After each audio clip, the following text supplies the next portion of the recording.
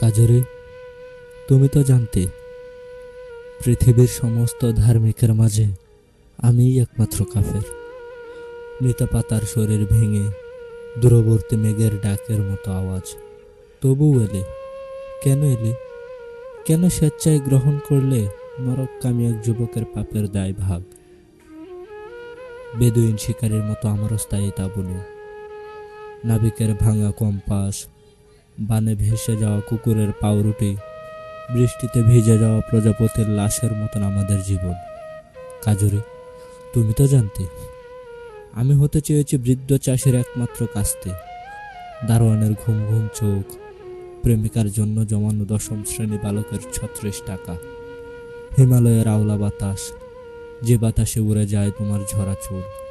কাজরে, আমি সেই বাতাস না, হতে চেয়েছি সেই গুল্ম গাছ, যে তোমার চুল আমৃত্যু ডালে ধরে রাখে, ফোটায় পুর্তলিকা। হৃদয়ের ভেতর সুপক্ষ রাত্রের গ্রাণ নিয়ে আমি হতে চেয়েছি পৃথিবীর সর্বশেষ মজনুন। এসব জেনেও তুমি পান করতে চাইলে বিষাক্ত চুম্বন।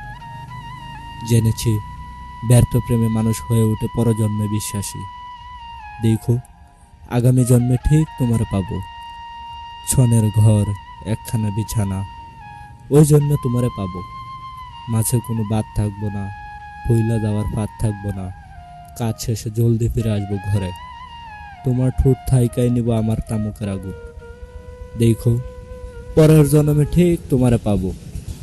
এবার শুধু হৃদয় স্পর্শ করে কাটিয়ে দিতে হলো এই দার্ঢ যৌবন। তোমার আমার তফাত না পাওয়ার দহন নিয়েও কেন এলে কাজরি?